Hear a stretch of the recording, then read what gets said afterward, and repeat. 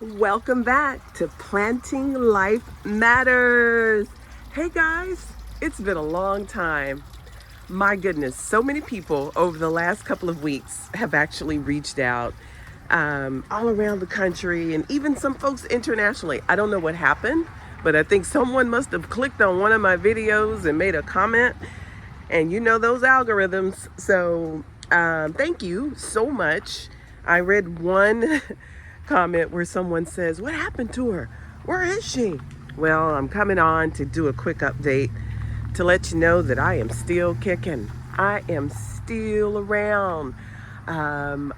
Life be life, and y'all. So I haven't been able to really commit to doing videos like I used to for various reasons, but I'm good. By the grace of God, I am still here. And I thought, let me just give you an update. Let me share with you some of the things that are happening. First thing out, I'm sharing all of these peaches that need to get picked right away. I'm hoping some folks are going to show up today. And by the way, I am filming this on Mother's Day. To all of you wonderful moms out there, happy Mother's Day. So let's jump into it. I'm going to try to keep this as quick as possible, as short as possible with all that I have. It's going to be challenging. I can talk about my garden all day long, but hey, let's get into it. So this particular area has not always been one of my favorite areas. It's always been like a catch-all where you have lots of little junk items sitting around. But it's coming along. I have a little seating area here right now because there are so many peaches, hundreds. They're starting to drop, and I got to get these picked up. I picked up peaches literally just last night, and here we are again. A couple of bins were added to keep cushions that I have, replace some new cushions in certain areas. Hey guys, for those of you that's been my day one, that's been around for a while, you remember this to be the hot mess zone. Excuse my sneeze. Not even going to edit. I don't plan on editing this video, so forgive me in advance. I want to just, come to you as real as possible and show you what's happening, where I'm, picking up some leaves and been raking. If you remember, this is my hot mess zone. You remember my dog, Nola, who sadly is no longer with me. My Nola, I had to have her put down a little over a year and a half ago. Seems like yesterday still, but this was her area where I trained her to come use the potty. And I always had an issue with either mud back here, the grass wouldn't grow. And at one point I had my Bermuda grass removed and replaced with St. Augustine. But it just did not get enough sun in this area, so the St. Aug really struggled. And so y'all know I like some mirrors. I got a lot of mirrors. What's up, y'all? So it struggled. So I went with turf. One of my videos, I kind of did a poll and asked people, should I do turf? Should I do, some other type of material for the pet? We went with turf. I did this after she passed away. It has now become a seating area. Sometimes it's a game area. Put card tables back here. We have some really other big games for the kids. And so there's another mirror all the way down to the end. My goal was to have the reflection of the garden bounce back. So if I turn this way, I'm in the mirror there. Or if I turn back this way, that means they're not lined up perfectly. I wanted to see it bounce back and forth. But I am going to also try to go really slow with my turn. Someone sent a comment on an old video that says, "I like your garden, but you move too fast." My apologies. I am not a videographer. I try to do the best I can. All right, so this is a seating area. If you know me and you've been around for a while, or if you're new to the station, thank you so much for stopping by. This is one of my garden rooms. I try to section my garden off with different seating areas. And this is one of the first, I think. So I have two pergolas. This one has a natural, what I call live roof that has a Boston Fern. It does put off these little tiny grapes that are not edible. They are just ornamental grapes. I do not like them when they start to drop to the ground and it becomes a really big mess. However, if I go back up this way, you can see where the peaches are dropping. We got work to do this morning. You'll see that the grapes here are actual edible grapes. So some of them are already starting to turn red. They are huge. They are doing very well. And there will be lots of grapes for my neighbors. I primarily grow these things for neighbors. The peaches, you know, I go on the Nextdoor app to my family and just tell folks, bring your kids, bring your bags, and help yourself. That's where we are. So let me go down this way. You remember the sunshine ligustrum? I think I have a video. One of my biggest videos is on sunshine ligustrum, or at least I get more comments on it. I have cut these back periodically, I think twice, 2 to 3 times last year, and they're still growing extremely well. No complaints about them. And I do love them too because they are evergreen or semi-evergreen. They stay pretty lush throughout the winter, regardless of the season. They're there. And this particular, let me get a little closer. I have a bird. I don't know if I can see it from this angle. That's a wisteria, but it's the non-invasive. Oh yeah, there she is. Let's see if I can get up in there. I hope you can see her. Okay, I'm gonna leave you alone, girl. There are a lot of northern doves in my back garden, as well as red cardinals. And the northern doves are really interesting because they make their nest in such low-hanging spaces. They even will just sit on the ground, and you walk by and all of a sudden a flock of northern doves will come out of a shrub. It's interesting. I'm not going to go through all my plants. It's impossible for me to do that on a pretty quick video. I really wanted to come on just to show you, you know, what things are looking like right now. Since it's been over 2.5 years, I believe, since I've posted a video. And so I'm out cleaning up a little bit today. I did put turf in this area as well. This was Bermuda grass that struggled quite often because of the sun, because of the shade, not having enough sun. So I do love it. I can go barefoot back here, lay down in it. It feels amazing, like, you know, lying on a soft rug. Do have to rake the leaves up, but I also have what you call is a turf vacuum. It looks like a lawnmower, but it's electric, and I will run it across just like you do a carpet in the house, and it sucks all that up, except for the big sticks. But it's pretty cool. This area here, I can't remember if I did a video on this, how long this has been up, but my son and daughter, we put this little small, inexpensive gazebo in with this pathway, with the intent for my grandson to be able to have a little small wedding back here. And so other seating areas, I have a little fireplace there. There was another big fireplace on that side.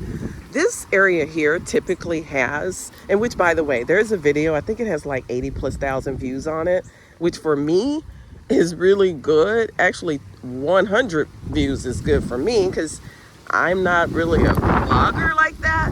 I try. But I built this on a video with these bricks, just using materials that I had laying around.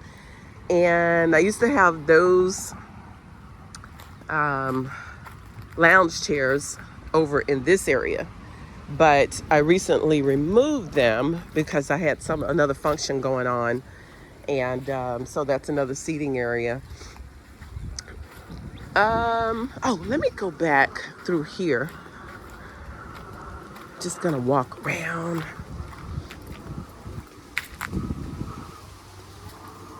This tree has a cardinal bird that lives in it. I thought I might see it. I have tons of red cardinals. I have I need to move this. Look at these cute little oranges coming in. These are clementines. I need to move this to sun. It's not getting enough sun. And this is kind of a hot mess zone back here now. Hey girl, what's up?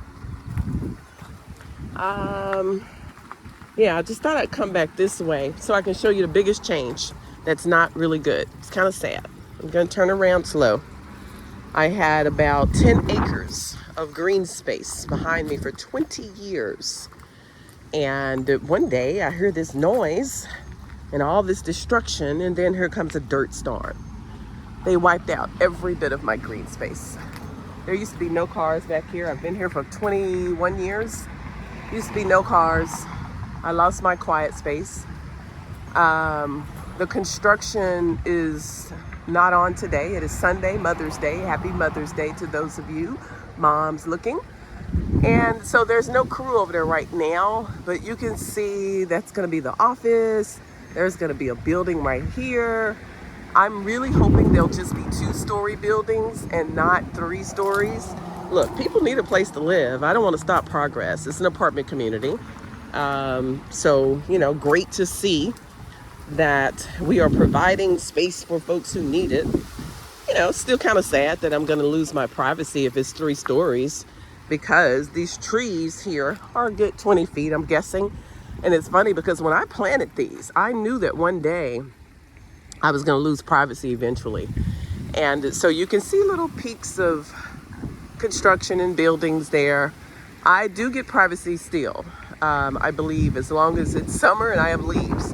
These trees are deciduous, meaning they will lose their leaves in the fall and in the winter, so I won't have any privacy at that time. All of these trees, in fact, are deciduous. This is a nectarine tree, which has yet to produce more than maybe 20 nectarines. Last year was the most I ever got. I literally bought this nectarine tree the same day that I bought the peach tree. I planted them the same day, but this nectarine tree has yet to really produce anything. And they are self-pollinating, so they should be able to produce without having a male nectarine tree. Okay, so I'm gonna come back through here and hope I don't get pooped on by the bird. Is that another mirror? What's up, girl? Y'all know I like some mirrors, but not for the reasons you probably think. I'm not that vain, not always. It's really about the reflection of the garden, about making the space look larger than what it is. And, you know, I never named my garden, and I decided I need to name it.